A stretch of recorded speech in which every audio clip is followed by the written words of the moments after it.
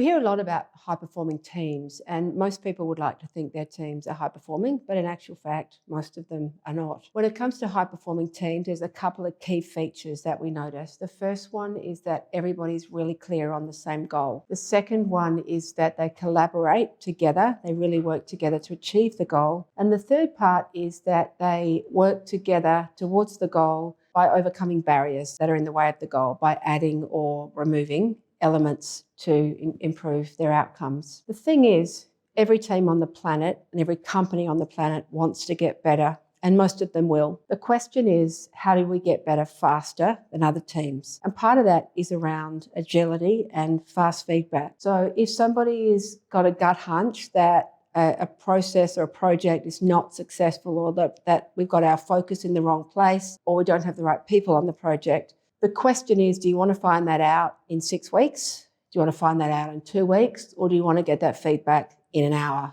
So in terms of feedback, a lot of the processes around excellence becomes how soon can we collect data, particularly with the analytics that are now available? How soon can we look at the data, review that, collaborate, and be agile, make changes accordingly? They're the sorts of things that tend to make teams more successful than others. If you take Olympic sports, for example, years ago, swimmers used to get out of the pool and they would talk to their coach, and then at the end of the meet, they might chat to their biometric specialist or the team manager. They go home, speak to their coach when they get back home. Now what happens is a swimmer will get out of the pool, they'll stand in front of the camera, they'll stand around with their coach, the physiologist, the biometric specialist, and the manager, and they'll all have a look at the feedback of the race. They'll make decisions based on that. They'll slow motion it. They'll get a plan and they'll make a change instantly. And that's the kind of feedback that we increasingly notice teams need in order to be at their best. So next time you're thinking about your team and your team's performance, think less about just having the right people with the right technical skills, and think more about, are we clear on the goal? Are we collaborating together? Are we working together to remove barriers? And how can we get faster feedback so we can get better faster